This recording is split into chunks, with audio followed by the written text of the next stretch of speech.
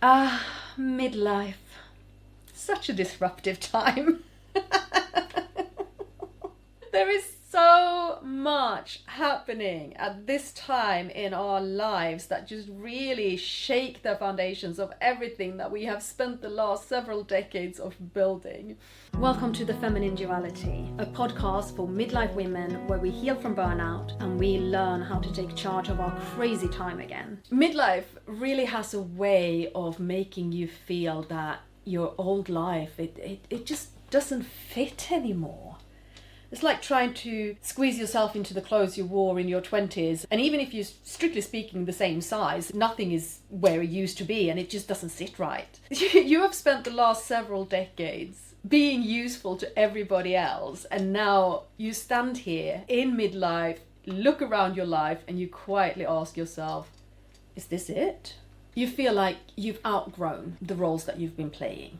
You've outgrown the job, you've outgrown the relationship, you've outgrown the clothes, the identity. So what happens now? I really think it is a misnomer to refer to midlife as a crisis.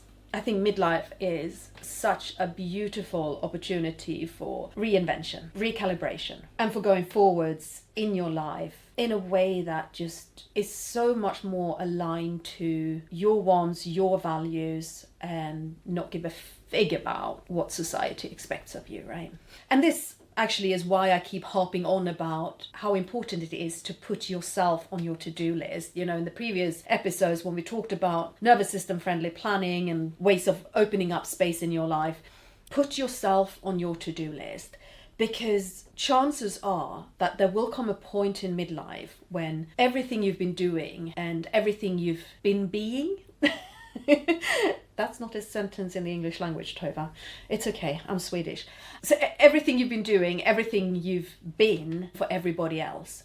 And when everybody else has moved away, when your kids have moved out, if your relationship has fallen apart and you've split up and you've perhaps moved on from your old job and your entire identity was built upon what you were doing for these people. And now none of them are there. And you're standing there in the wreckages of your life. You have got no idea who you are, what you want, what you're good at, what brings out the spark in you, anything like that. Put yourself on your to-do list. Start doing that today, straight away, so that you don't find yourself so lost when these big shifts happen.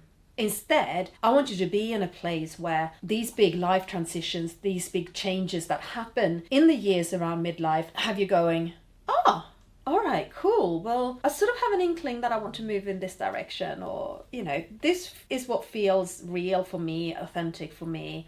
I've always had this dream of what I want to do. I'm going to go ahead with it, because midlife is not the end, and it is absolutely not too late to start something new and just forge ahead with it. I was about to say all guns blazing, but that might lead to further burnout. But, move ahead with an energy that's sustainable, perhaps I should say. What is it that happens in midlife? And what is causing all of these thoughts and feelings and yearnings and desires for something different? In midlife, we go through this long period of time, I would say at least 15 years, roughly between 40 and 55. I don't want to talk for much further ahead than that. I'm 49, almost 50. I feel like I can't really talk about what happens in your 60s, but, stay with me. We'll see where the feminine duality goes in the next 10 years, right? But we really do change in these years. We stop tolerating a lot of bullshit. We develop new interests or redevelop old ones. Our family structures change, our bodies change, our friendship dynamics change. There is so much that happens. And I think regardless of what kind of person you are, you can find a lot of explanations out there, whether you are a very spiritual person or a very pragmatic person. I mean, I'm half and half. I'm half woo-woo, half pragmatist. There's a crystal in one hand and a mobile phone in the other, desperately posting social media. But if we're looking at the spiritual archetypal side of it, we can turn to astrology and to human design. You have 3 really big planetary shifts that happen in these years, starting with the Uranus Opposition, which is also known as your midlife transit. It's an energy that asks you to really reevaluate life, thoughts and ideals, a yearning to break away from old restrictions and to reinvent your identity. And that is then followed by your Saturn opposition, which is urging you to be more authentic and be more accountable towards yourself, and really to establish long-term maturity, stability. It invites you to ask, who do I want to be for the rest of my life? And there's a lot of life left to be had, right? We live well into our 90s now. These years, you're in the middle of it. You've only had half your life so far. And then at the end of this big universal transition comes your Chiron return, and I can't wait for mine. The Chiron return is your chance to heal old wounds, to really properly heal them. And I don't know about you, but I'm not going to wait for another few years before I look into old wounds and see where they genuinely are scars or whether I've just plastered over the cracks because I don't want to look at them. And I don't think that any of these transitions are, one day over and done. They are transitions. They go over time and they float into each other. And yeah, this is a beautiful spiritual explanation as to why things really change so much in midlife, why we change the way we are thinking, why we feel different, want different. You have your physiological, your hormonal explanations. There's a lot happening with our hormones. For a woman, there's a lot happening with our hormones throughout our entire lives. You have quite the emotional roller coaster throughout puberty, and then we go through the emotional roller coasters of just having a period cycle, and then pregnancy, and then perimenopause. We go through a lot. Have you thought about just how amazingly resilient we are as women, particularly when it comes to change? Because we change all the time. It is up and down, and we just have to adjust and adapt and try to coast through this. I think we really are quite fantastic beings. It's such a shame all the research is done on men. Imagine if all the research dollars that have been spent on researching men's bodies had been spent on researching women's bodies and just realizing what it is that we do. Oh, what a different world it would be. On a purely physiological level, for a midlife woman, what happens in perimenopause is that certain hormones decline, certain hormones fluctuate, certain hormones increase. Our stress hormones, cortisol, it tends to increase in midlife because none of these operate in isolation, right? But your estrogen, it starts fluctuating. It doesn't go down gradually and in a stable manner. It goes up and down, up and down. It bounces all over the place. And that's stressful on your body. And that increases stress hormones. Many other reasons why stress hormones increase, right? But I'm not going to go into all of them now. Estrogen, it's yes, it is a sex hormone. Yes, it plays a hugely important role in our reproductive lives. But estrogen is the social bonding hormone, the nurturing hormone, the maternal instinct hormone. And if that is bouncing all over the place and up and down the walls, well, why wouldn't we want to change and shift our relationships, right? Progesterone, it does so much more than just protect you from endometrial cancer. It has a huge mood regulating effect. If that mood regulation is gone, of course, that has a huge impact on how we see the world. And testosterone, I think, is so misunderstood for women. It's always talked about as the male hormone. It's talked about as the libido hormone. Nobody really talks about the fact that there is a time of our lives when we produce more testosterone than estrogen, and that we actually use the testosterone to produce estrogen. And then testosterone falls actually way before perimenopause. It can start falling much earlier in life. And libido, yes, libido is great. But what about lust for life? And I think that's what testosterone really does. Testosterone gives you lust for life. And if that's declining, well, I am so sorry. My cat really wants to be in this episode without being on camera. I have a box sitting in my kitchen, so she's been obviously sitting on top of that box. Not in the box. This cat doesn't sit in boxes, but on the box. And now she's trying to get into my kitchen cupboards. Can we find a spot and calm down? Yes. And I have no idea where I was. I was talking about testosterone. Yes. And how much it impacts us. Does testosterone impact you? I mean, I've seen you fight a cat twice your size, so I think it really does. But yes, to get back on track, now that she's lying on my lap here, if these hormones have such a big impact on so much of our mental state, then the fluctuation and the decline of them, of course, it's going to impact how we look at our world, how we feel about things. And whether we choose to go on hormone replacement therapy or not, once the hormonal changes have started making us question life as we knew it, I don't think there is a going back from that, really. Or we can look at midlife from a more societal identity, that things really do change in midlife. Okay, I had children fairly late in life, so mine aren't flying the nest yet, but the empty nest thing is a big thing for a lot of women in midlife. You know, the kids are growing up, they're moving on, they're moving out, and even if they're not quite that old yet, they're at least old enough to have some level of independence that really changes your identity as a mom, how you're mothering, how you're running your family. Really, by necessity, it looks different. A lot of women in midlife, they start changing how they feel and think about their jobs. You know, I've spent decades climbing the career ladder. I'm done climbing. I want to do something that makes sense and has meaning and gives something to me and maybe something to others without taking away from me. I think there's a very healthy dose of selfishness that appears in this time of your life.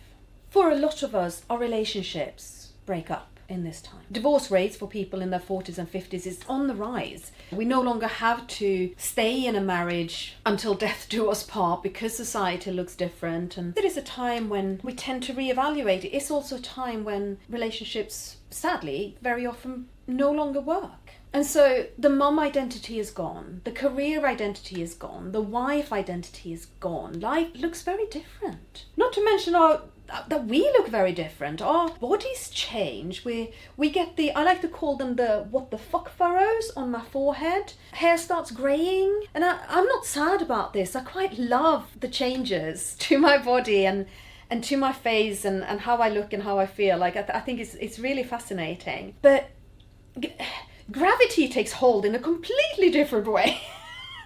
I swear I have body parts that are more attracted to gravity now than they used to be. Yeah, things are shifting. Our bodies changed with pregnancy and it never went back to what it used to be. And even those of us who have chosen to remain childless, our bodies still change. And I don't know if anybody feels familiar with this feeling, but I remember looking in the mirror one day. Really looking in the mirror, not just doing my makeup in the mirror or doing my hair in the mirror, but really properly looking in the mirror and going, who are you? Because I didn't quite recognise the woman who was looking back at me. She doesn't look quite the way she used to. And she doesn't feel quite the way she used to.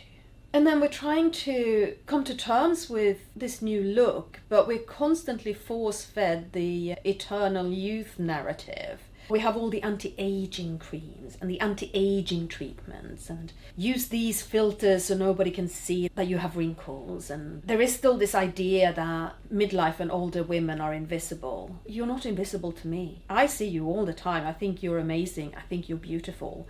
And I think we as a collective, us, the midlife women, we're no longer willing to accept this invisibility. Are we? I'm sure it's not just me. I actually like seeing how my face changes as I get older, but that doesn't mean I won't care for it. I use Wildmint Cosmetics natural skincare, and it is my favourite collection of skincare products because dry and dull is not the changes I'm looking for.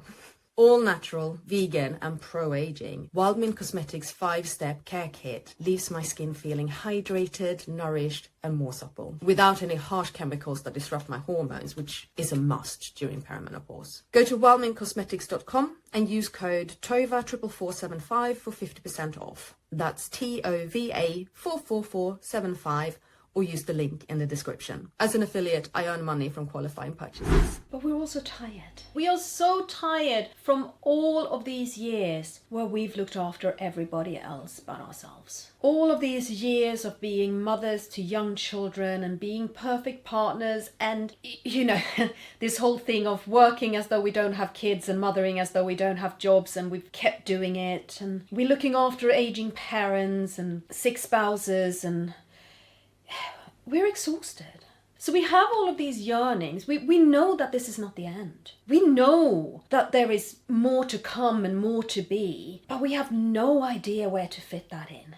Because how on earth do you start thinking about more, start thinking about new, when there is just so much of the old? And we don't care about it anymore because, you know, our estrogen levels are down. We don't give a crap. But apparently society doesn't care whether we care or not. So regardless of which explanation fits you best, whether it's the spiritual explanation, the hormonal explanation, or the societal explanation, it doesn't really matter what the reason is. They all point to the same thing. They all say that we feel this need to break away from certain structures of our life. We feel this urge for reinvention and rediscovery. But we're also in this just deep exhaustion from juggling too many responsibilities, from carrying too much on our shoulders. Is there any wonder that these years feel so disruptive? When you have all of these changes that feel like they are just forced upon you whether you want them or not, and at the same time you're stuck in the old structures, stuck in the old obligations, and can't see your way out of them. Of course it's disruptive. Of course it's exhausting. And of course it can feel like it's too late. It's too late to start over. It's too late to want something new. It's too late to fight for what I desire. And I'm telling you, it really isn't. Even though these years are disruptive and difficult and exhausting, they are also such a brilliant opportunity. There is so much growth and self-discovery to be had. This is when we have the chance to look at life and go, what do I really want to do? What is a dream, a desire that I have held deep inside me for years, just waiting to come out? What are the skills I have that I could offer out into the world for the benefit of not just myself, but others as well? Am I insane at 49 to go, you know what? I'm starting a business. I'm building something new for myself here and now when I'm so old? But I'm not too old. I'm probably insane. But for many other reasons than wanting to build a career out of what I'm actually genuinely really good at. I mean, the insanity is probably more in doing it when I am also a single complex needs mom, not in my age. But no, I am not too old, damn it. I have half my life left, at least. I mean, I do plan on living until I'm 101 because I want to die in my prime.